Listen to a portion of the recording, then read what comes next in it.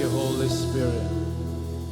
Lahat ng nananampalatayang walang imposible kay Lord, pumalakpak ng malakas. Come on. At sumigaw ng hallelujah. Oh, hallelujah. Hallelujah. We adore you, Lord. Oh, we praise you. Oh, we magnify you. We lift your name on high, oh God. We exalt your name. We magnify your name. Oh, you're amazing, God. Oh, you're amazing, God. You deserve all worship, Lord. You deserve all the glory. Oh, hallelujah. Oh, hallelujah. Come on. Come on. Come on, J1 family. Come on. Come on. Come on, give him the highest praise that he deserves.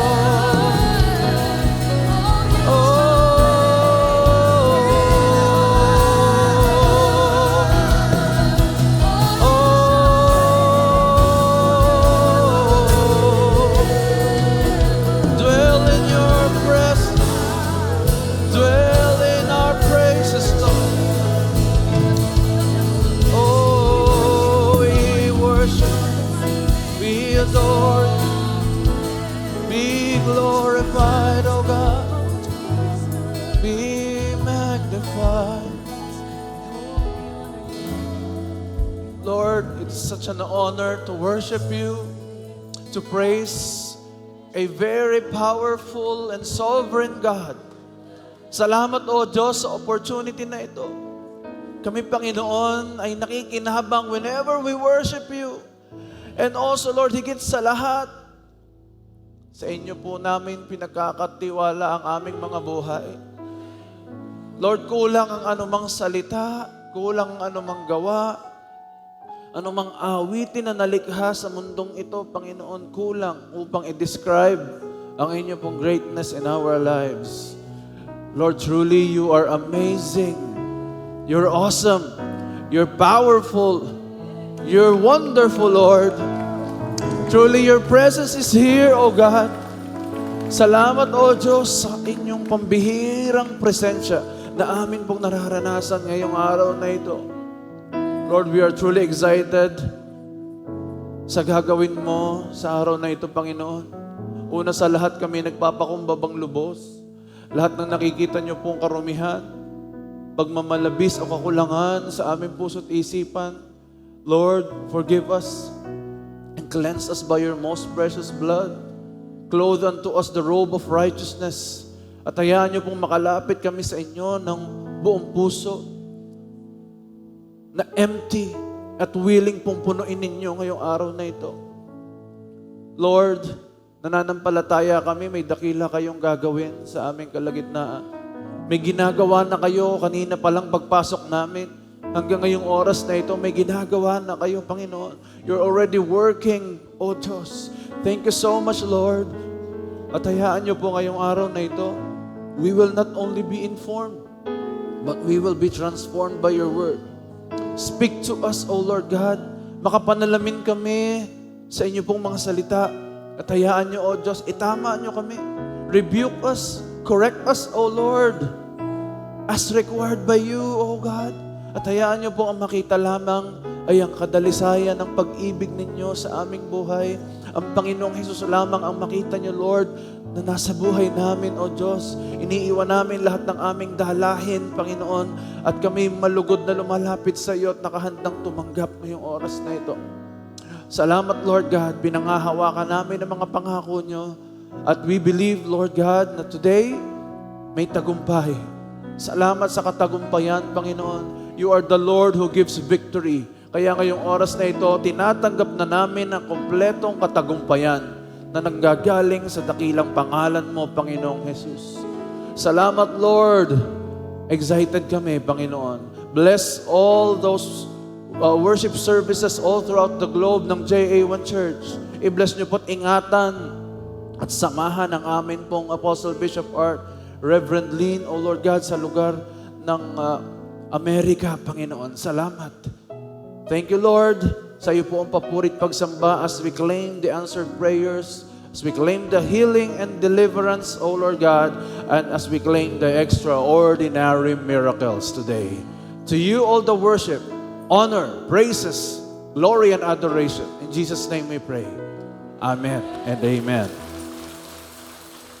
Thank you, Lord. May all be seated, please.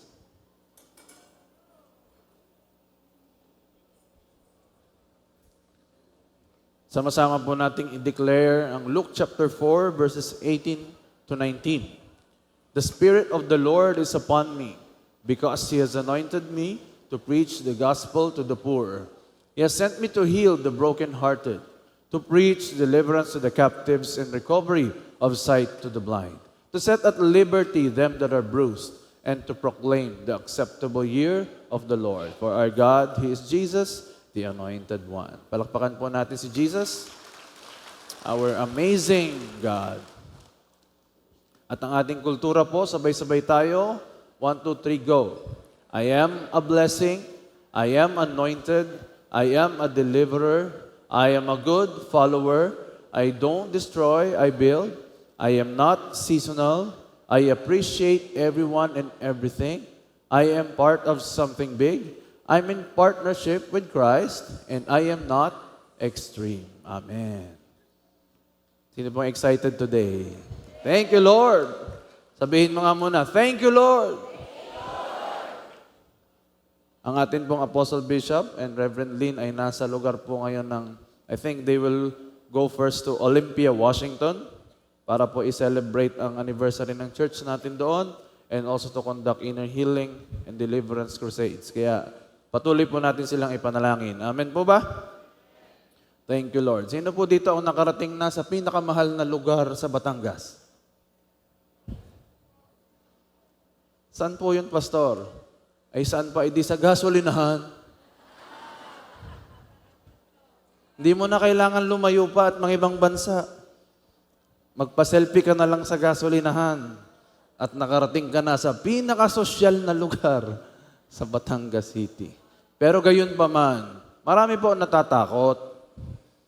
Ang dami po ngayon ang talagang nagkukumahog na abutan ang pinakamababang presyo ng ang produktong petrolyo. Sino ho dito ang nakipila nung nakaraang linggo? Bago tumaas po ang presyo. I think nag-jump po ang diesel from 49, umakyat po bigla ng parang ngayon, meron pong 82. 30 plus 33 to 35 pesos po ang itinaas per liter. Amen. Kaya po ngayon pa lamang simulan nyo ng maglakad. Mag-practice. Alam niya may tinuturo ang Diyos. Tinuturuan po tayong magtipid. Tinuturuan po tayo ng Diyos na mag-exercise. O tingnan nyo ang inyong mga baywang. Tingnan nyo ang baywang ng katabi ninyo.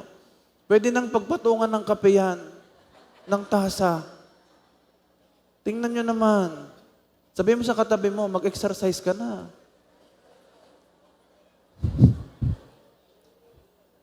Pero gusto kong malaman ng JA1 family, hindi po tayo affected niyan. Anong ibig sabihin mo, Pastor? Kasali nga tayo doon. No. We are moving in the apostolic economy. Ibig sabihin, magmahalan man yung katabi mo, magmahalan man ang mga presyo ng bilihin, hindi naman magkukulang ang provision ng Diyos. May paraan si Lord para mag-provide. Kung yung katabi mo ay hindi pa namamayat, ibig sabihin, well-provided pa yan. May kausap pa po ba ako dito? Kaya po, minsan kailangan lang po natin na ilagay sa sitwasyon na bago. Nabaguhan tayo, ano? Kung minsan magtaas po ang kurudo ay pa 2 piso, 3 piso na ang pinakamataas. Ngayon, 30 pesos agad. At marami pa po ang mga nagsasabi sa mga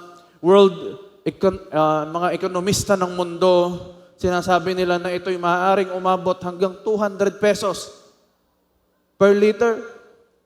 Pastor, wag mo namang ideklara na magiging 200 pesos. Hindi ko dinideklara. Gusto ko lang kayong hamunin na kahit anuman mangyari at maging 500 pesos man ang per liter, ang JA1 people hindi maghihirap. Amen. Kaya ipag-pray nyo na po na ano ang ipag-pray natin ngayon? Bumaba na po ang gasolina o matapos po ang gera? Hindi. Ipag-pray mo na lumakas ang iyong binti. Ipag-pray mo na dahil kailangan mo nang maging matibay. Maramit pa tayong lalakarin. Kaya po ngayong umaga, ang pag-uusapan po natin ay napakahalaga. Ito po'y patungkol pa rin sa pananampalataya. Sino po dito ang nakaranas na pong magpabanat ng muka? Yung bang feeling niya ay ang dami niya ng wrinkles, bigla niyang pinabanat. Meron ba dito? Lagang tinalian mo na yung iyong tenga ng kapag ganun para... Ang mga tao po, laging gusto po'y gumaan, umayos, ang kanya pong itsura. Sino dito nakapagpa-facelift na? Facelift. Ano bang layunin ng facelift? Siguro ayaw niyong aminin, pero okay lang. Hinihigpitan po nito yung lumalaylay na balat sa mukha, binabawasan ng mga wrinkles, tapos binabalik yung nawalang jawline, para mas mukhang bata at mas mukhang refreshed. Tingnan mo kaya katabi mo kung mukhang nagpa-facelift yan. Tama ba? Ngayon, kung tayo gusto nating nagpapa-facelift, ito po ang pinakamahalagang pag-usapan natin ngayon. Hindi po facelift, kundi faith lift. It is about time na i-level up naman natin ang ating pananampalataya. Sabi po ng Biblia, kung meron po tayong pananampalatayang sinliit ng butil ng mustasa o ng buto ng mustasa, kaya po nating sabihin sa bundok, tumalon ka at mangyayari ito. Okay na po yung maliit na pananampalataya. Okay na po yung mababang klase ng pananampalataya. Okay naman yun. Kaya lamang, kailangan din naman na sa pagtaas ng level ng problema at pagsubok, kailangan tumataas din ang level ng pananampalataya. Kaya nga po nagmamahalan na ang bilihin. Kaya nga po nagtaasa na ang presyo ng kurudo sa panahon ngayon. Hindi ito para tayo magreklamo sa gobyerno, kundi para itaas ang antas ng ating pananampalataya. Ang purpose po ng mga nangyayari sa paligid, hindi lang para tayo madismaya o madisappoint. Ang purpose ng mga nangyayari is for us to have a faith lift. Sabihin nga natin, mag-faith lift ka na. Kung ang faith lift, inaayos nito yung lumalaylay na mukha. Ang faith lift, kapag lumalaylay ang faith, kailangan itong i-lift.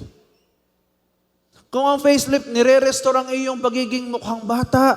Ang faith, kailangan ding iangat para ma-restore ang pag-asa.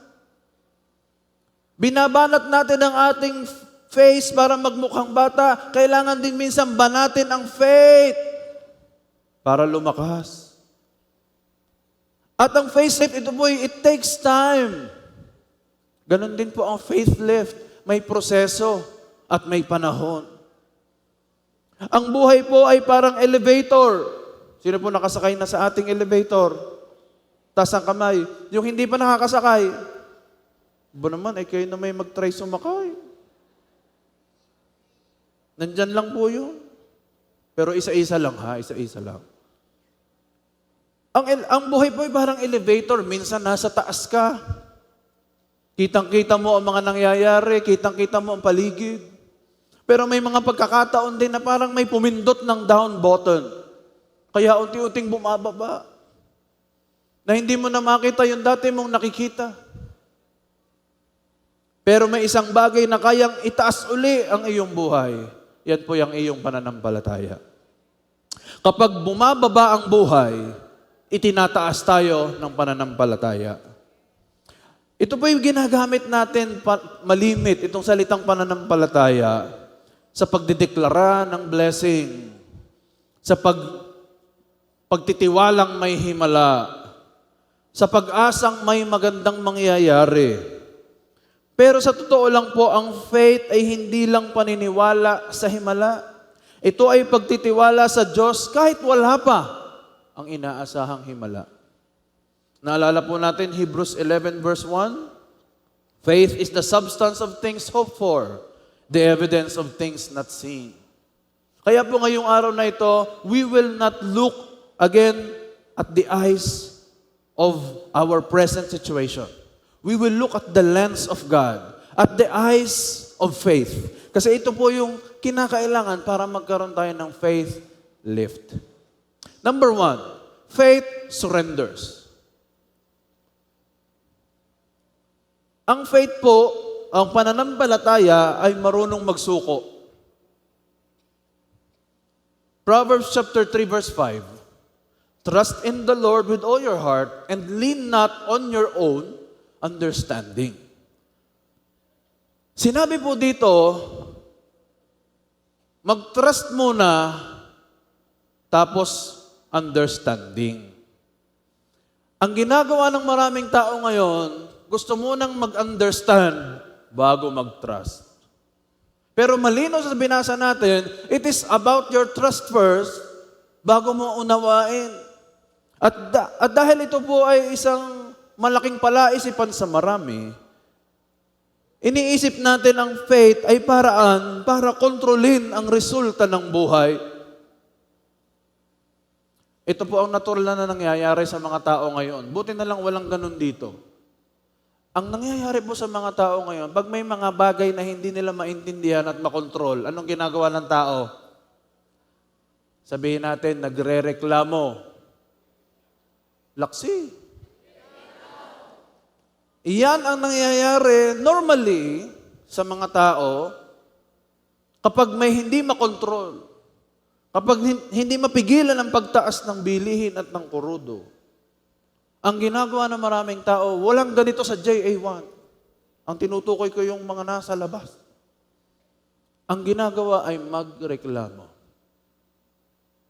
At dahil ito po ang nagiging kanyang response kapag may mga bagay na hindi makontrol, nawawalan na po ng puwang ang pananampalataya. Kaya nga sinabi dito, you must trust first, and then you will understand. Hindi understand first, saka ka magtatrust. Baligtad. Ang tunay na faith ay hindi lang sa pangako, kundi nakikita ito sa pagsuko. Ulitin ko, ang tunay na faith ay hindi lamang nakikita sa pangako, nakikita rin ito sa pagsuko. Anong pagsuko, Pastor? Prayer natin ganito, Lord, ito ang plano ko. Ako'y mag-a-abroad. Ako'y magtatrabaho sa ibang bansa upang makapag-provide para sa aking family. Ito ang plano ko, Panginoon. Lord, gawin mo po itong plano ko. Ito yung prayer na nakarely ka sa understanding mo. Hindi ka nagtatrust. Anong tamang prayer, Pastor? Lord, ang plano ko po ay mag-abroad para makapag-provide sa aking family. Pero hindi yung plano ko ang maganap, kundi ang plano mo. Sino po dito ang nagpaplano? Tama po ba ang magplano? Sino may sabing tama? Sino may sabing hindi tama ang magplano? Ba't nga ako'y nagtanong pa? Alam niyo, sinabi ninyong magplano, kakalahati yun. Tama magplano, pero kakalahating tama lang yun. May kalahating mali doon. Ay ano yung pastor? Kung ikaw ay magpaplano, bago ka magplano, makinig ka muna sa Diyos. Amen? Meron po ba ditong nagpagawa na ng bahay na yung architect na lamang ang gumawa ng lahat? Tapos ipakikita nyo dun sa kanyang kliyente, ito po ang magiging bahay ninyo, pinlano ko na. Sabi ng architect, ay saan mo nakuha yung design at yung concept ng bahay na yan? Sabi ng kliyente, ay basta pinlano ko na ho. Para hindi na kayo mahirapan, ako na nagplano para sa inyo. Anong gagawin ng kliyente? Matutuwa ba yon? Na hindi mo man lamang siya tinanong na ang pinto pala'y dapat ay ganito, ang hagdan ay ganon, ang gate ay ganito, dapat pala ay yan ay 3-story, ginawa mo lang 2-story. Maiinis yung kliyente. Ganon din tayo sa Panginoon. Most of the time, naka-ready na ang blueprint at sinasabi mo sa Diyos, Lord, gawin mo na. Alin? Ito, yung plano ko. Gagawin ko yung plano mo. Opo, i-bless nyo po ang plano ko. Paano ko i-bless yan, anak? Eh, hindi diyan ang plano ko.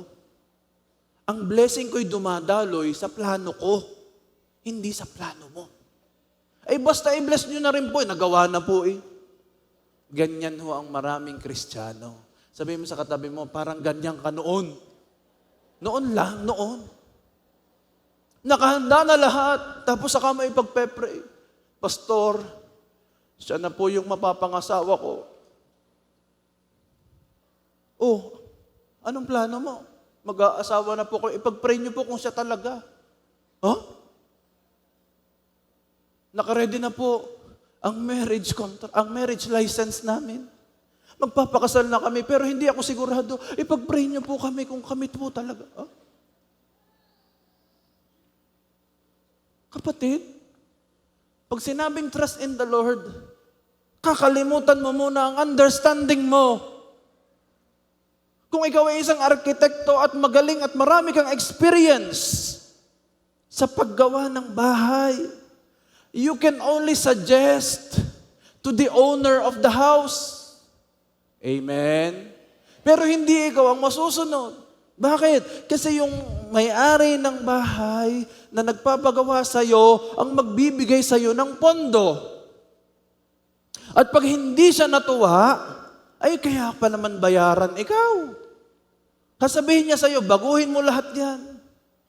Ay, napakaganda po nitong ginawa ko, kahit pa napakaganda niyan. Ito po ang pinaka-modern, kahit pa yan ang pinaka-modern, hindi ko gusto. Wala tayong magagawa. Ganyan din po ang pananampalataya. Minsan kailangan mong isuko ang mga bagay na nasa sayo na upang makuha mo ang tunay na plano ng Diyos. Minsan kailangan mong bitawan yung matagal mo nang pinanghahawakan, matagal mo nang inaasahan sa buhay mo, at minsan ang Diyos pa ang gumagawa ng paraan para mabitawan mo yon. Kaya nagkaroon ng pandemya para mabitawan ng tao ang napakaraming bagay na pinanghahawakan nito upang sila'y magtiwala lamang sa Diyos. Amen? Kaya kapag hanggang ngayon, pinagsasabay mo pa ang faith at ang understanding mo, ibig sabihin, hindi ka pa talaga nagsusurrender. At hindi ka pa totoong nananampalataya. Kapag pilit mo pang inuunawa ang mga nangyayari sa paligid mo, still, bago ka gumawa, dapat makinig ka muna sa author. Amen? Again, hindi masamang magplano. Ang masama, nagplano ka ng sayo, hindi mo isinali ang magbibigay ng pondo. Sabi mo sa katabi mo, isali mo si Lord. Bago ka humakbang, pakinggan mo muna ang sasabihin ni Lord. Amen? Meron pong isang Kristiyanong babae. Siya po'y nabuhay noong panahon ng World War II. Isa po siyang Dutch national. Ang pangalan niya po si Corrie ten Boom. Siya po'y tumutulong sa mga Hudyo noong World War II. Sa kanyang bahay niya kinukupkop yung mga apektado na mga Hudyo mula sa German regime noong panahong yun.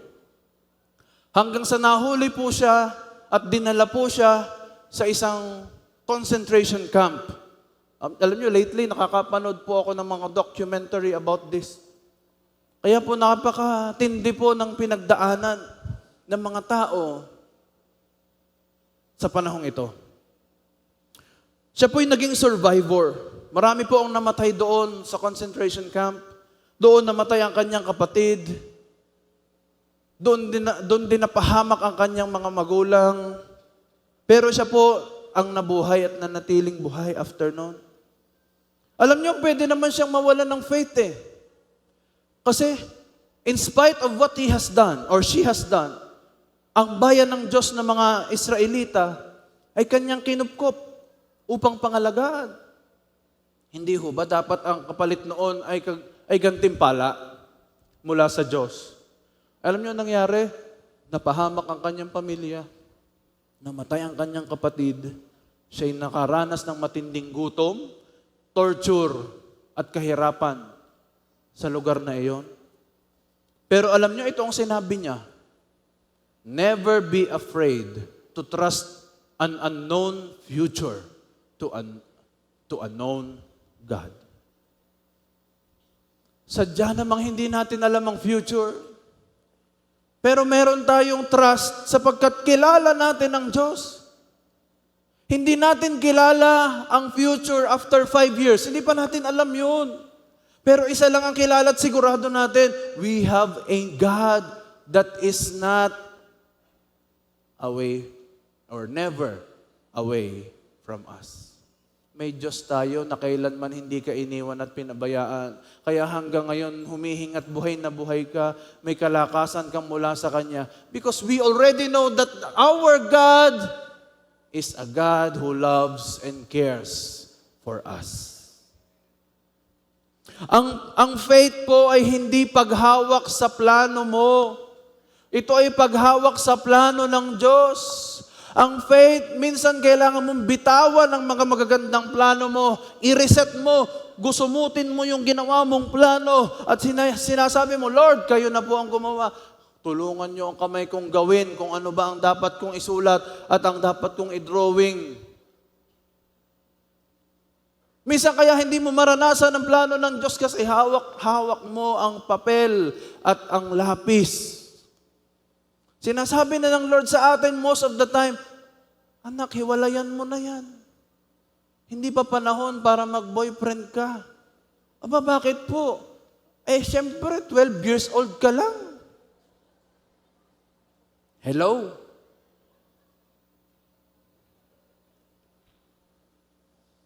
Kapag ibinigay mo sa Diyos ang control, hindi ka nawawalan ng direksyon. Nakahanap ka ng mas magandang direksyon. Kapag binitawan mo ang manibela ng sasakyan mo, huwag kang matakot kasi hahawakan niya ng Diyos. Kapag binitawan mo ang dami nating pinangahawakan na hindi naman plano ng Diyos. Sabi mo sa katabi mo, bitawan mo na. Huwag kang matakot bitawan.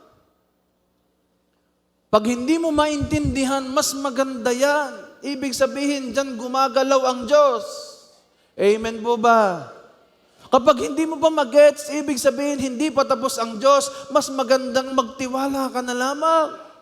Pangalawa, faith waits. Faith surrenders. Faith waits. Isaiah 40 verse 31. Those who wait upon the Lord shall renew their strength.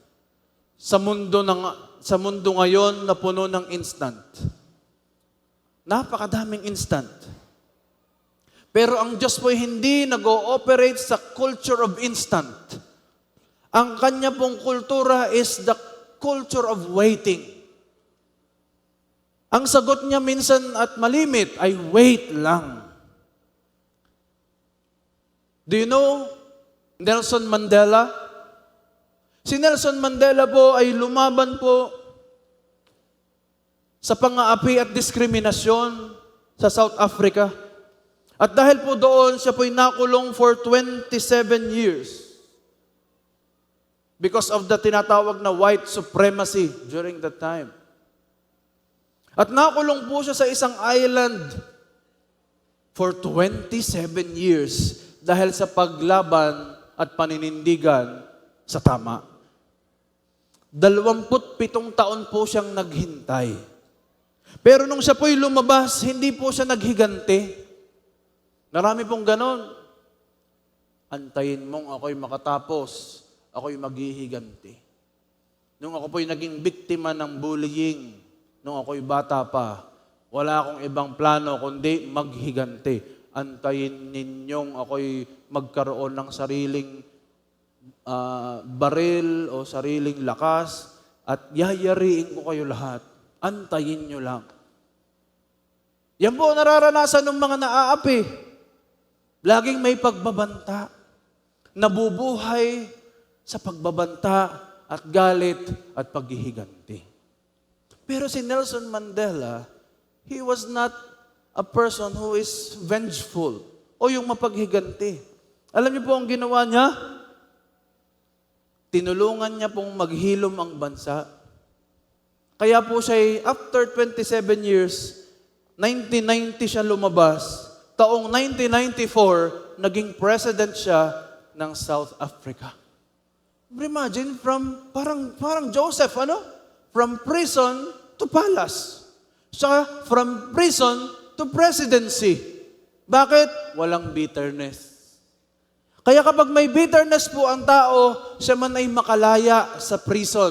Sa literal na prison, meron pa rin siyang prison sa heart.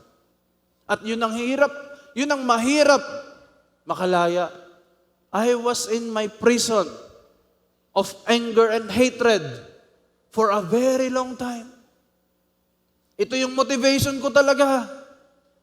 Yung iba pa ganito, na kilala ko kayong lahat na nagsalita sa akin, na hindi kami yayaman, na hindi ako magtatagumpay. Tanda ko yung mga pagmumukha ninyo.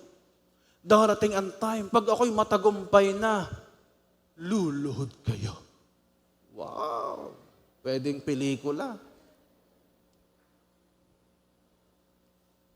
Ang sarap pakinggan na parang, wow, nakabawi ako. Napaghigantihan ko yung mga gumawa sa akin ng hindi maganda. Pero hindi po pala ganun ang buhay.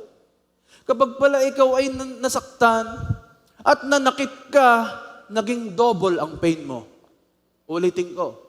Pag ikaw ay nasaktan, unang pain. Pag ikaw ay nanakit, akala mo walang kapalit, may next level of pain. Akala mo pag nasaktan mo yung taong nakasakit sa'yo, amanos na? O patas na kayo? No. Dinagdagan mo ang pananakit sa sarili mo. And Nelson Mandela was not interested in inflicting additional pain sa sarili niya. So ano pong ginawa niya? He reconciled everyone. Hali kayo. Yung mga tumutuligsa sa akin noon, hali kayo, lapit. Mag-usap-usap tayo. Iisa ang ating bansa. Iisa ang ating ekonomiya. Tayo nakikinabang sa resources nito. At pag tayo nag-away-away, masisira ang lahat. Kaya anong gagawin natin? Magkaisa. Ang message niya ay magkaisa. At talagang nagkaisa lahat. At siya ang ginawang Pangulo. Amen. Faith is trusting God with unfinished stories. Tsaka lang tayo naniniwala pagka nakita mo ng resulta. Pagka gumaling na. Pagka umayos na ang buhay. Saka lamang naniniwala sa Diyos. Pero kapag hindi pa tapos, hindi ako naniniwala hanggat hindi ko nakikita. Ito po ang isa sa pinaka-profound na realities ng faith. Ang waiting season ay hindi delay ng Diyos. Ito po'y preparation ng Diyos. Kaya kapag pinaghihintay ka ng Diyos, hindi ka niya pinapabayaan. Pinapalakas ka niya.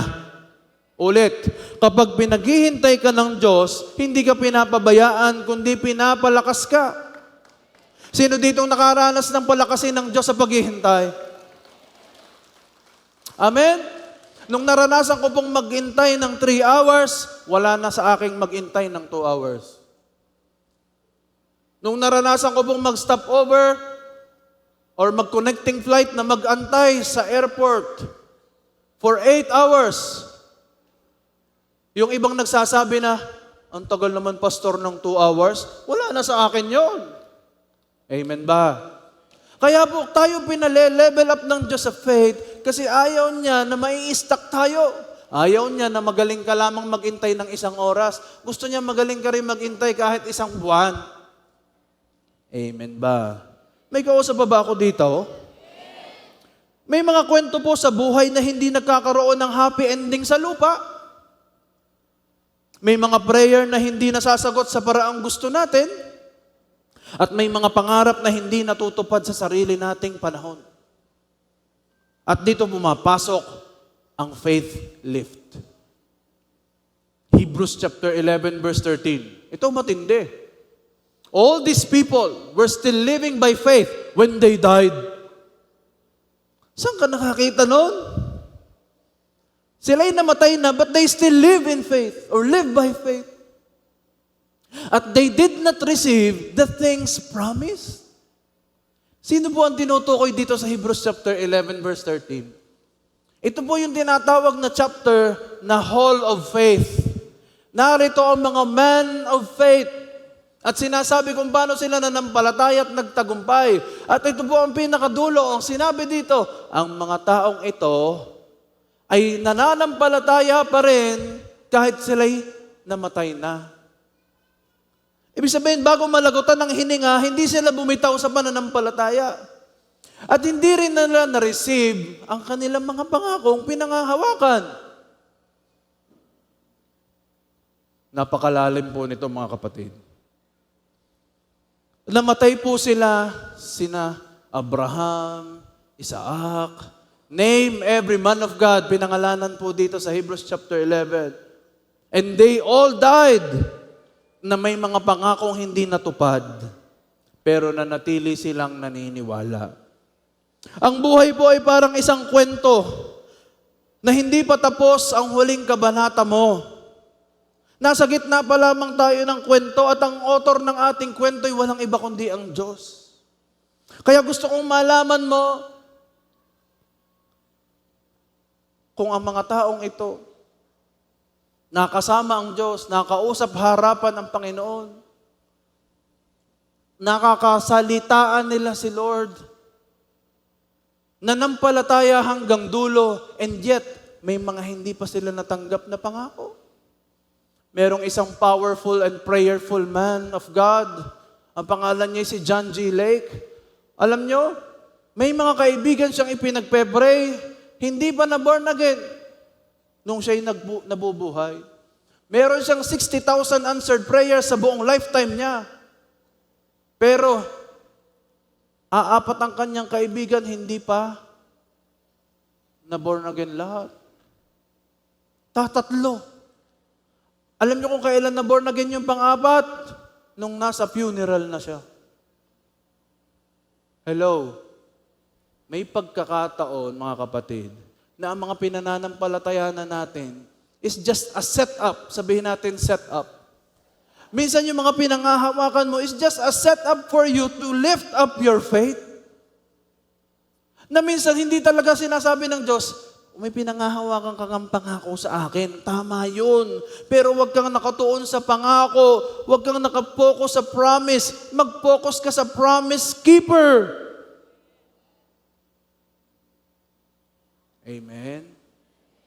Malalaman mong nakapokus ka sa promise keeper kapag kahit wala pa yung inaantay mong promise, you are so in love with Him. You are so worshiping Him. You are adoring Him. Alam niyo po ba kung ano pinagdadaanan ko ngayon? Kita niyo? Uy, Tinatanong ko kung kita nyo. Sagot naman. Hindi, di po ba? Hindi nyo malaman kung ako'y may matinding pinagdadaanan o wala. Pero nasabi ko ba sa inyo, tumigil na kayo sa pananampalataya? Kasi ako nga, hindi ko pa natatanggap ang pangakong inaantay ko hanggang ngayon. Kaya kayo magsiuwi na at wala tayong mapapala. Nasabi ko na ba sa inyo yon? Kahit ako'y may inaantay na pangako na galing sa Panginoon, hindi ako doon nakapokus. Kasi kung ako'y doon nakapokus, hindi ako tatayo dito para i-encourage kayo.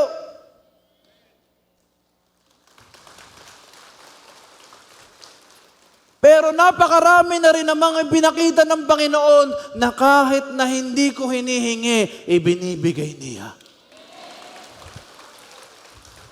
Kailangan maging close ka lamang sa Kanya. Kailangan sabihin mo lang sa Kanya, Lord, ito yung pangakong pinangahawakan ko, pero walang kwenta ang pangako, kumpara sa'yo. Hello? Kaya ba natin yon? Ay may pinangahawakan akong pangako, Pastor, hindi ko pwedeng bitawan to. Hindi ko sinabing bitawan mo. Ang sabihin mo lamang, Lord, kahit hindi pa dumadating ang prayer, ang answered prayer ko, mananatili akong nakayapo sa iyo kasi ikaw pa lamang, sobrang treasure ko na yan. Amen. Alam nga namang magsasaya lamang tayo pag bumaba na uli ang presyo ng gasolina. Alam ka naman sa ka lang magtitiwala sa Diyos pag nakita mong 40 plus na lang uli ang presyo ng diesel. So, ibig sabihin, habang hindi pa ganon, hanggang 80 plus pa ang presyo, malungkot ka. Ibig sabihin, hindi ka nakatuon sa promise keeper. Doon ka lang nakatutok sa promise. Hindi masama ang promise. Kailangan natin itong panghawakan. Pero, kapag doon ka lamang nakatuon, iiyak ka. Madidisappoint ka.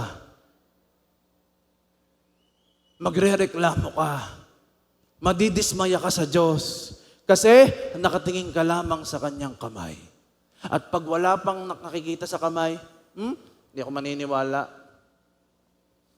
If you want to activate the hand of God, first, reach out to the heart of God. Kailangan kamay ng Diyos, puso muna ng Diyos ang abutin mo at itouch mo upang ang kamay niya ay kumilos. Na kahit hindi mo hinihingi, madaling bumaba at ibigay sa iyo.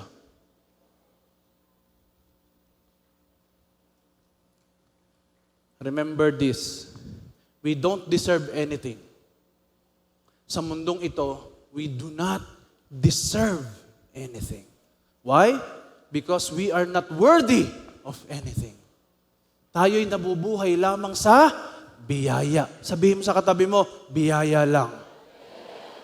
Kaya ka na meron ngayon nitong ini-enjoy mong blessing and everything, it is because of God's grace in your life. Kaya huwag mo sasabihin, karapat dapat ako pastor. No, no one is worthy.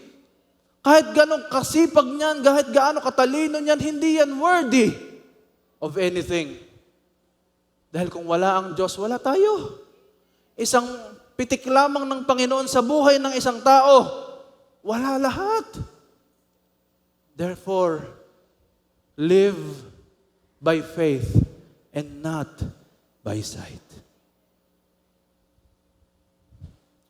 Sabi mo sa katabi mo, mag-focus sa promise keeper. Laging habulin mo yung promise keeper. Huwag yung promise.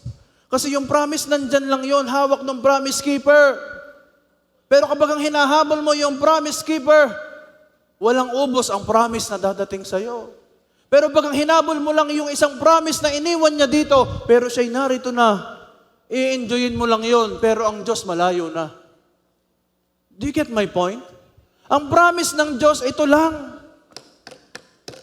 Nasa lugar na ito lang ang promise ng Diyos. At kapag ang tao ay dito lang nakapokus, dito, sa promise, hindi niya alam ang Diyos ay malayo na. Dala-dala ang mas maraming pangako. And then, here we are, focusing ourselves into this small promise. Umiiyak. nalulungkot, nadidisappoint kasi wala pa. Ang tagal. Samantalang ang Diyos, ang dami ng hawak na higit pa doon sa ine-expect mo. Kapatid, kaya hindi ka nakaalis papuntang abroad kasi hindi ito ang gusto ng Diyos sa'yo. Hawak niya. Ang gawin mo lang, habulin mo siya, puntahan mo siya para malaman mo ang plano niya. Pero ang maraming tao, buti na lang wala sa JA1 nun. Ang mga taga JA1, ang hinahabol ay ang promise keeper. Amen? Okay, may promise ang Diyos sa'yo. Pero kapag sinabi ng Diyos, sandali, after 10 years pa yan mangyayari, dito ka muna sa akin. Meron pa ako mga promise dito na dapat mong ma-enjoy araw-araw.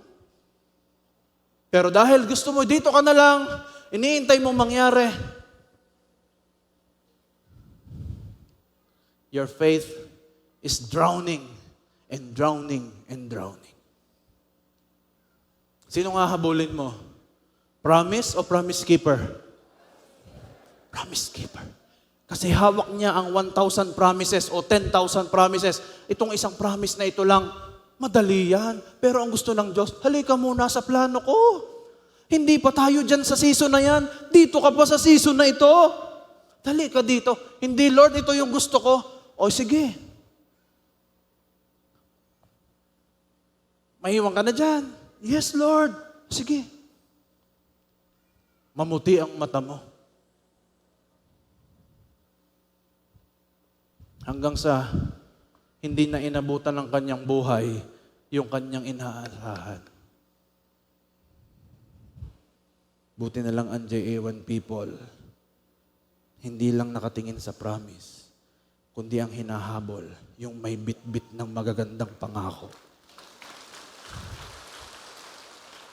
Na nagsasabi, kaya niyo bang sabihin to? Ito po ang prayer ko Every day, ang sinasabi ko sa Diyos, Lord, ang dami mong pangakong pinangahawakan ko. Pero kahit hindi matupad lahat yan, basta close tayo, okay na ako. That is my prayer. Hello? Parang nalungkot kayo bigla. Ang waiting is a gift and a privilege. Kasi ang hinihintay natin, King of Kings and Lord of Lords. Pangatlo, faith grows in darkness. 1 Peter chapter 1 verse 7. The trial of your faith is more precious than gold. Ang binhi po ay hindi tumutubo sa ibabaw ng lupa. Kailangan itong itanim. Ito'y ibinabaon sa dilim. Ganon din ang pananampalataya. Ang pinakamalalim na faith ay nabubuo sa pinakamadilim na season ng buhay. Kailan na-activate ang faith ni Joseph? Nung siya po ay nasa pit. Nung siya ay nasa prison. Doon napatunayan ang pananampalataya ni Joseph when he was in the midst of the darkest season of his life. Ang pananampalataya po ay parang binhi. Ito po'y lumalalim sa dilim bago ito makita sa liwanag. Kailangan habang wala pa yung panalangin mo, habang nasa dark part ka pa ng buhay mo, habang nasa season ka pa na may nambubuli sa'yo, nasa season ka pa ng anxiety and depression, nasa season ka pa ng kalungkutan, nasa season ka pa ng kahirapan, ito ang opportunity ng Diyos para pataasin ang pananampalataya. At palaguin ang ugat nito. Kaya nga ang tawag sa pananampalataya ay mustard seed. Ito'y isang binhi na kailangang maitanim. Kailangan itong madumihan. Kailangan walang makitang liwanag. Kasi pag may nakita agad na liwanag, hindi ito sisibol. Kaya maraming kabataan ngayon, hindi sanay na mabuhay ng nahihirapan. Kaya mahina ang tuhod sa pagsubok. Buti na lang ang youth ng JA1 marunong sumabay sa pagsubok. hindi nagpapaiwan. Alangan namang magiging masaya ka lamang kapag nasa joyful season ng buhay mo. Ang faith nga ay yung habang nasa dilim ka at nakatanim ka ng napakalalim, doon ka ginugroom ng Panginoon. At pag ito ay nagsumuloy na, nagsanga na, naging puno at namunga na, walang makakapigil sa iyong bagyo. Amen? Kung nasa madilim kang season ngayon, tandaan mo, hindi ka nililibing ng Diyos, itinatanim ka niya. Sabi mo sa katabi mo, hindi ka nakalibing, ikaw ay nakatanim.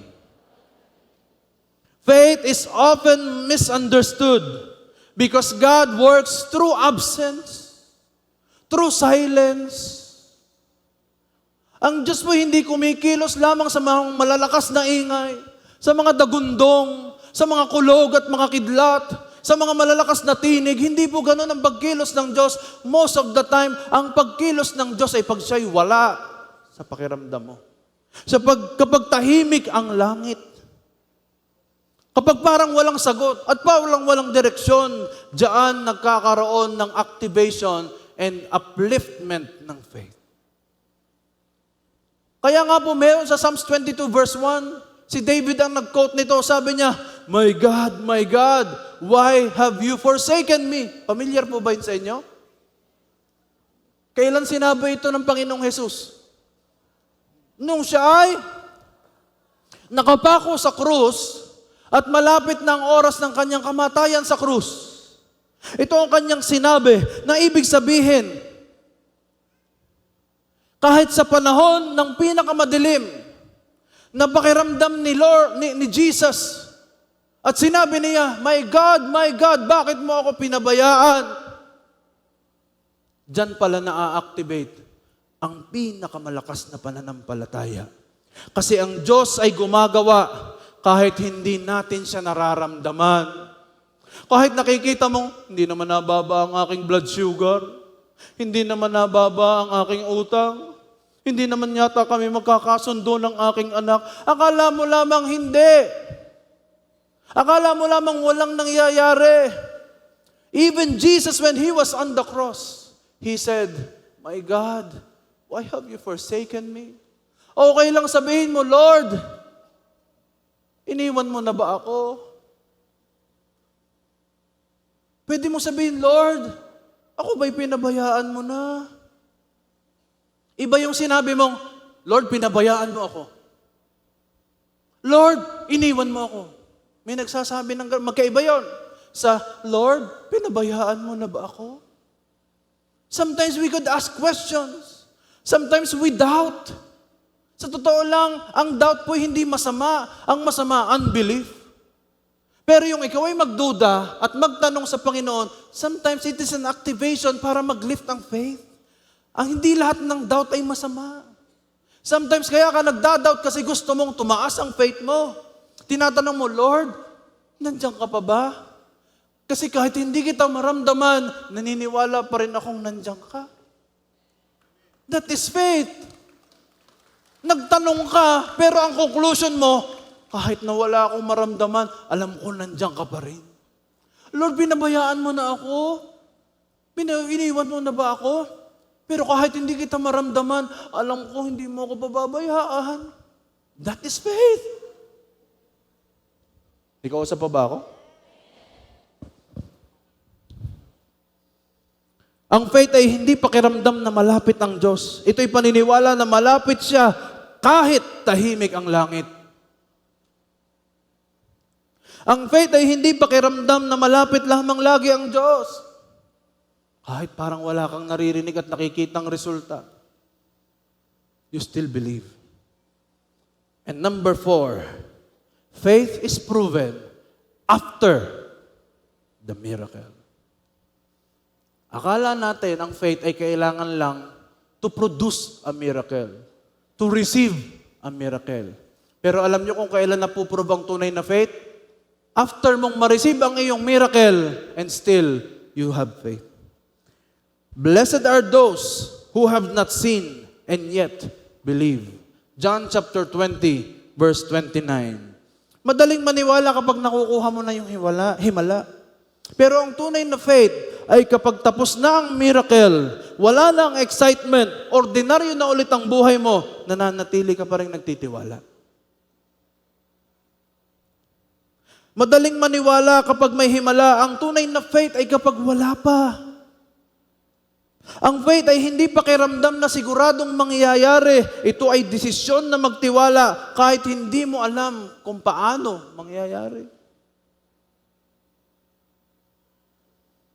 Ang faith ay hindi palaging pakiramdam ng tagumpay. Minsan ito'y tahimik na paniniwala na kahit hindi mo nakikita ang daan, na nandiyan pala si Lord. Marami po sa atin, nanghihina ang pananampalataya. After ng miracle, kagagaling mo lamang sa matinding sakit na na-overcome mo sa tulong ng pananampalataya mo. After nun, bumalik ka na sa dating buhay. After nun, parang wala lang. Parang si Elijah, na matapos niyang patayin ang napakaraming propeta ni Baal sa pamamagitan ng apoy. At nakita nila kung paano nagmilagro ang Panginoon. After nun, sunod na chapter, takot agad si Elijah kay Jezebel.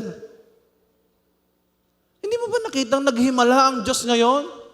Tapos, nung marinig mo ang pananakot ni Jezebel na papatayin ka, bigla kang naging stressed at depressed at anxious sa buhay. Minsan ganun tayo, mga kapatid. Meron pong isang taong pangalan si Charles Blondin. Alam niyo ang ginawa niya? Yan. Kaya niyo yan? Tightrope walker. Unang taong tumawid sa ibabaw ng Niagara Falls gamit ang lubid. Napakalalim ng kanyang babagsakan. Pero libo-libo ang nanonood. Ang lakas ng hangin. Ang dinadaanan niya lamang ay literal na lubid. Pero tumawid po siya ng paulit-ulit ng matagumpay. Tinanong niya ang mga taong nanonood at sabi niya, naniniwala ba kayo? Kaya ko uling tumawid? Ang sigaw ng mga tao, yes! Tumawid uli siya. May nangyari pang siya'y tumawid ng nakapiring. Tumawid habang may tinutulak na wheelbarrow. Ang nangyari pang isa, habang nasa kalagitnaan po siya ng tali, siya po'y nagluto ng omelette.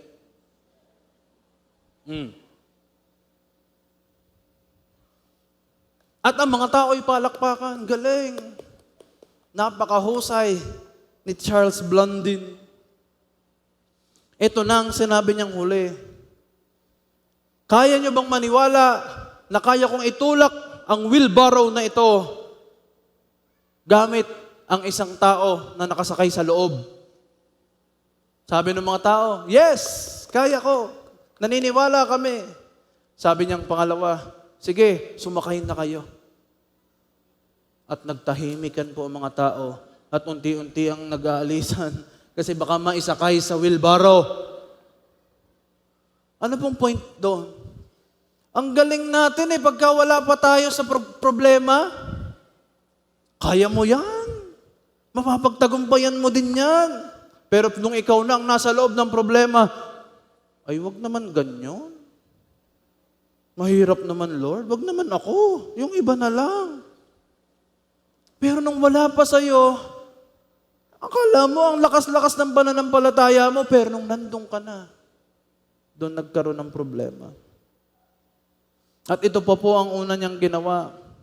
Nagsakay po siya ng tao sa likod niya habang tumutulay. Alam niyo kung sinong tinawag niya? Yung kanyang manager. Halika, sumakay ka sa likod ko at tatawid tayo sa Niagara Falls, sa lubid na ito. Sino po kaya ang magkakalakas ng loob na gumaya doon? Doon sa manager niya. Siguro sa atin, hindi na, yain na. May lakad pa ako. Lord, huwag sa akin, sa iba. Mas malakas ang faith ni pastor kaysa sa akin. Sa kanya na lang ang problema. Ako, okay na ako sa ganito, pastor. Sisimba ako, uuwi. Sisimba, uuwi. Magrereklamo sa jeep. At pag nasa jeep na, makikipag-away sa driver, okay na ako doon.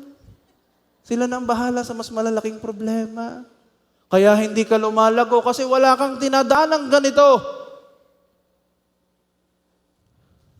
Alam niyo ang sabi po ni Charles Blondin sa kanya pong kasakay? Ang sabi niya, huwag kang gagalaw. Huwag kang gagalaw. Basta kung ano ang aking gagawin, susundin mo lang. Pag ako'y yumuko, yuyuko ka din. Pag ako'y medyo tumagilid, tatagilid ka rin. Huwag mong kokontrahin. Dahil pag kinontra mo, yari tayo. Mga kapatid, ganyan din ang Diyos sa atin. Isinasakay tayo sa kanyang likod. Kaya lang tayo ang likot. Kaya nung nahulog ka, Lord, dahil sa'yo, nagkaganito ang buhay ko. Sabi ni Lord sa'yo, huwag ka sabing malikot. Sumakay ka lamang, ako ang bahalang itawid tayo sa kabila. Kapatid, sumakay ka lamang, ang Diyos ang bahalang magtawid sa'yo sa kabila. Hindi ko pa nakikita ang dulo. Basta ang mahalaga, nakasakay ka sa Diyos na hindi pwedeng mahulog, na hindi nabibigo, na hindi nagsisinungaling, na hindi naghihina, na hindi nanlalambot. Ang sinasakyan mo ay isang napakalakas na kapangyarihan na kailanman hindi pwedeng matalo. Kaya ang gagawin mo lamang, sumakay, huwag kang gumalaw, huwag kang magreklamo, huwag kang magturo sa Diyos. Sumakay ka lang. May kausap pa ba ako dito, mga kapatid? Ang ginagawa ng maraming tao, tinuturuan ng Diyos, ang gagawin ng Diyos. No. Alam ng Diyos ang gagawin niya sa atin. Tayo ang magpaturo sa Diyos. Tayo ang magsabi, Lord, kahit saan mo ako dalhin, kahit nasa problema man yan, kahit nasa challenge man yan, kahit nasa sakit man yan, nasa kalakasan man yan, wala akong magiging reklamo kasi alam ko, nakasakay ako sa likod mo. Hindi mo ako ibababa, hindi mo ako pababayaan, hindi mo ako ihahagi sa bangin.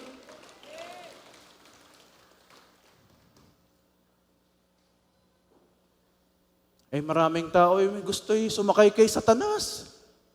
Ang sabi ni Satanas, sumakay ka sa akin. Gagantihan natin yung mga nanakit sa'yo. Sa akin ka sumama, babawian natin yung mga nang-scam sa'yo. Sa akin ka sumakay, igaganti kita.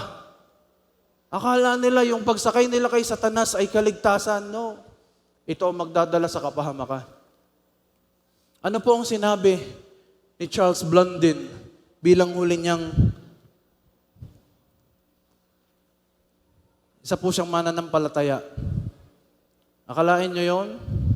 Pag mananampalataya ka pala, kaya mong tumulay sa tali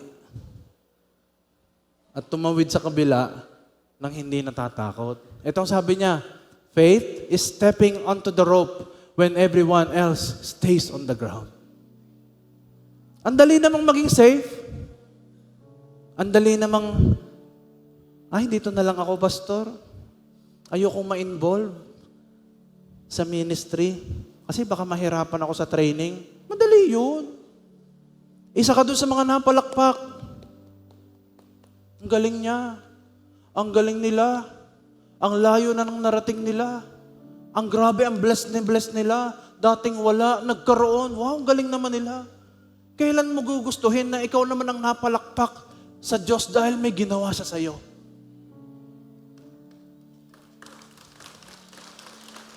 Are you just happy watching people? Meron na siyang na-receive na pangako niya. Yung pinagpe-pray niya for a long time, nasa kanya na. 5 years niyang pinag-pray, natanggap niya na. Ari, nagpe-pray ng 8 taon, di magkaanak, ngayon may anak na. Praise God.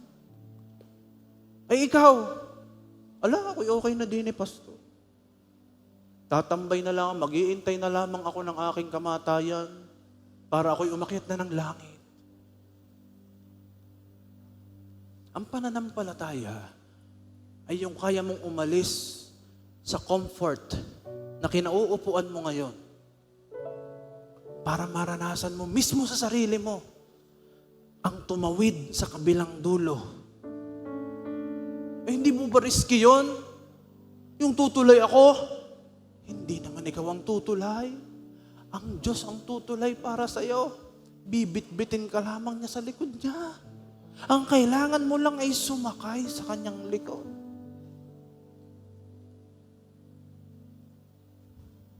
Sino po nakahandang sumakay sa likod ni Lord? At tumawid sa isang lugar na hindi niya alam na kaya niyang tawirin. Pwede ba tayong tumayo?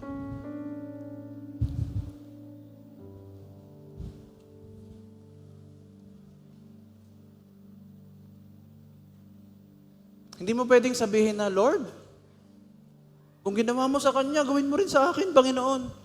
Merong kapalit. Merong sakripisyo. Merong pagbibigay ng matinding pananampalataya. Bago mo marating ang gusto mong puntahan, bago mo marating ang lupang pangako, dadaan ka sa napakalayong wilderness.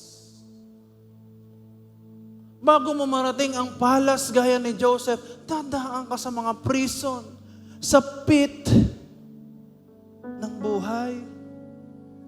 Bago mo marating ang iyong potensyal, kailangan mo nang matest ang purpose mo. Do you believe? Do you believe that God has a greater plan? Ang nananampalataya ba kayo ang kamay ng Diyos ay kayang pakilusin ang pananampalataya nyo? Ang kapangyarihan ng Diyos ay kumikilos base sa ating pananampalataya. Pero kung hindi ka tatawid, masisihan ka na lang na pumapalakpak sa kabutihan ng Diyos sa buhay ng iba, then it is your choice. But kung ang choice mo ngayon, palakpakan ang Diyos dahil may dadating sa iyo na extraordinary miracle. At sasabihin mo, Lord, nakahanda ako sa testing ng faith ko. Lord, nakahanda ako sa makulay na buhay. Nakahanda ako, Panginoon, na gamitin ang pananampalatayang kayo ang naglagay sa akin. Then God will move. Sinong nakahanda muli? Sinong may imposibleng sitwasyon ngayon? Yung impossible, gagawin nating I'm possible. Bakit? Bakit? Dahil ang faith mo, nag-level up na. Yung dating imposible sa'yo, mag-intay ng 3 hours, nagawa mo na. Kaya madali na sa'yo sa mga susunod na araw. Kailangan ka uling matest na mag-intay for another 5 hours, 7 hours, 10 hours. Sabagat ang faith na hindi nagle-level up ay faith na patay. Pero ang faith na nagle-level up, nakakaranas ng extraordinary miracle. Who is ready for His extraordinary miracle today? Everybody say hallelujah. Lahat na nagsasabing siya'y nananampalataya, say, I believe. Sabihin mo, Jesus, I believe. Lord, I believe. Lord, I believe. Sabi nung awitin kanina,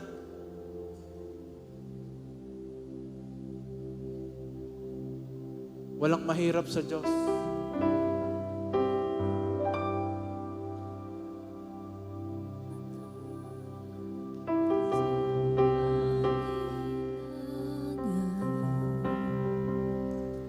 Higit sa aking karanasan, Higit sa aking isipin ay kaya mong gawin. Higit sa aking kalakasan,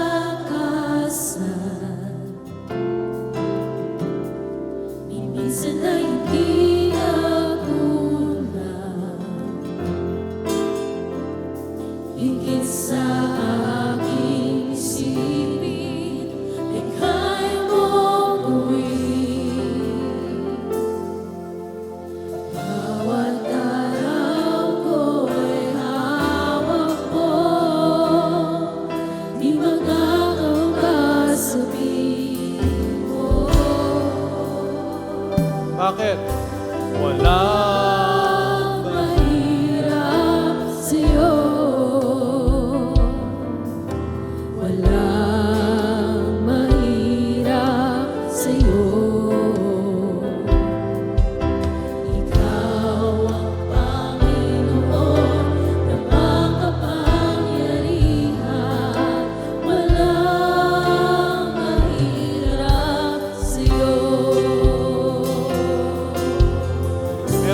ito, paubos na ang bank account mo.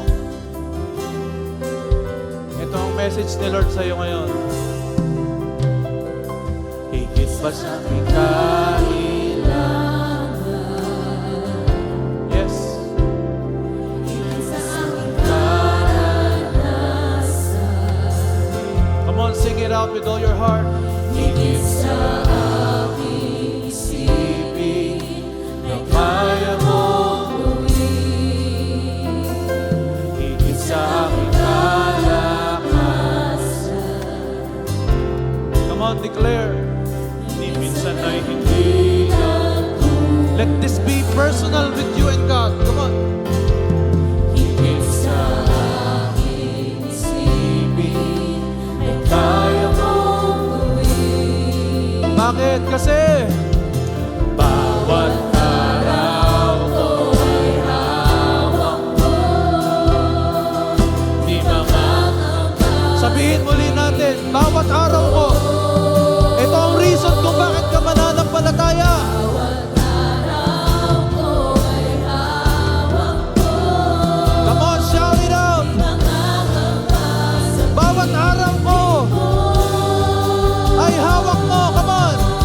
Bawat araw Itaas mo ang iyong mga kamay sa Diyos na may hawak ng araw ng buhay mo.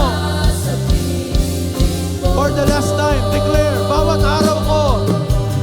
bawat araw ko ay hawak mo.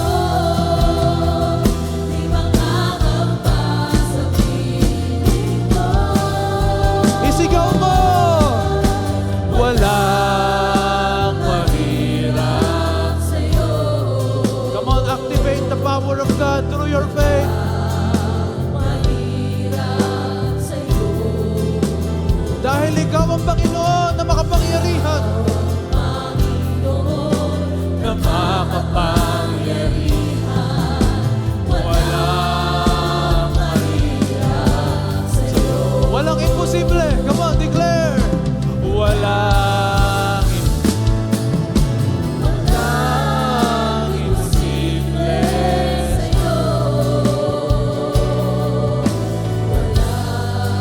Imposible sa'yo. Ikaw ang Panginoon na makapangyarihan. Walang imposible sa'yo. walang imposible with all your heart. Walang imposible sa'yo. Walang imposible sa'yo.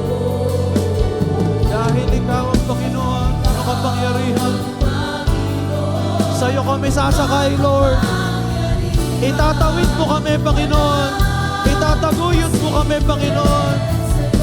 Dahil ikaw ay makapangyarihan. Walang imposible sa'yo. Oh, hallelujah. Walang imposible sa'yo. Ikaw ang Panginoon. Ikaw ang Panginoon na makapangyarihan. Walang imposible sa'yo. Kausapin mo si Lord ngayon. Ipresenta mo ang sitwasyon mo. Sinasabi mong walang imposible sa Diyos. Dahil hawak niya ang bawat araw mo at siya ang makapangyarihan. Kausapin mo ngayon si Lord. Sabihin mo ang sitwasyon ng pamilya mo. Sabihin mo ang sitwasyon ng finances mo. Sabihin mo ang sitwasyon ng iyong puso't isipan. You are broken-hearted. You are anxious of the future. You are depressed because of the past. Sabihin mo ngayon kung ano ang krisis ng buhay mo, ang sakit karamdaman na meron ka, ilatag mo sa harapan ng Diyos. Kausapin mo si Lord. Be truthful. Be genuine. Huwag mong pansinin ang kaliwat kanan mo. Ikaw lamang at ang Diyos ngayon ang nag-uusap. There is a very unique and personal touch of the Lord happening right now sa bawat isa. Talk to Him. Come on. Talk to Him. Kausapin niyo ang Diyos habang inaawit ng music team. Bawat araw ko ay Huwag kayong sumabay sa awitin. Kausapin niyo ang Diyos. Hanggang may mararamdaman kayo na bumubukas sa kalangitan at makikita ng Spirit nyo na may bumababa na kapangyarihan ng Diyos. Parang yung babaeng dinudugo ng 12 years na nung hinawakan niya ang laylayan ng damit ng Panginoong Jesus, may dumaloy na kapangyarihan sa kanyang buhay. Kaya as you invest your faith, as you level up your faith today, mayroong ginagawa ang Panginoon ay gumagawa. Talk to God. Come on. Talk to God. Huwag kang mangamba. Hawak ng Diyos ang bawat araw mo. Huwag kang matakot. Hawak ng Diyos ang future mo.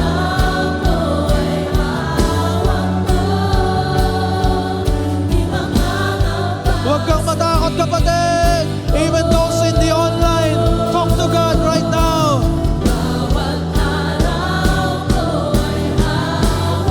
May bumubukas sa kalangitan.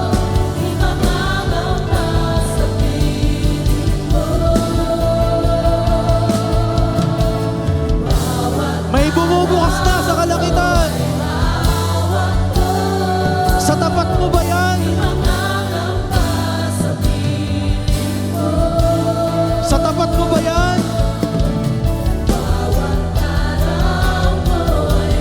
Sa tapat mo ba yan? May bumubukas na. At may bumababang kapangyarihan ng Diyos sa iyo. Receive! Receive! Receive! Receive! Receive! Receive! Receive by faith! Come on! Receive! Receive! Tanggapin mo ang kagalingan. Tanggapin mo ang restoration ng finances mo. Tanggapin mo ang restoration ng iyong mind. Tanggapin mo ang restoration ng heart. Tanggapin mo ang restoration ng relasyon. Come on! Receive! Receive! The heavens are open! The heavens are open! Receive! Receive! Receive! Oh, hallelujah!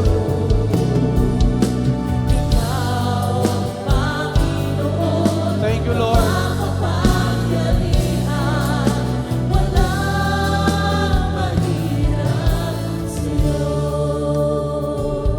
Bukas ang kalangitan ngayong oras na ito. Tumanggap ka. Huwag kang mahiya. Sige, tanggapin mo ngayon. Tanggapin mo ang provision. Tanggapin mo ang healing.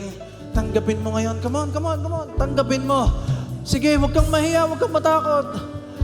Itatawid ka ng Diyos. Isasakay ka ng Diyos. Iaalagaan ka ng Diyos. Kung pangit man ang iyong nakaraan, hindi siya papayag na pangit ang iyong future. Itinatawid ng Diyos ang pamilya mo ngayon. Itinatawid ng Diyos ang kabuhayan mo ngayon. Itinatawid ng Diyos sa destiny na dapat niyang datnan ang iyong buhay. Receive, JA1 family. You are healed and restored. Salamat, Lord. Sineselyuhan namin ang inyong dugo. Ang tinanggap namin ngayong oras na ito.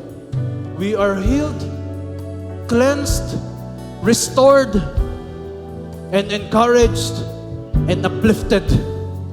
Lumakas ang aming pananampalataya, Panginoon. We surrender everything to you, and we give you all the praises and glory. Dahil ikaw ay Diyos na makapangyarihan at walang mahirap sa iyo. Ito pong aming samot dalangin sa pangalan ni Jesus. Ang lahat ng bumukas ang langit sa tapat niya ay sumigaw ng malakas na. Amen. And amen. And amen. And amen.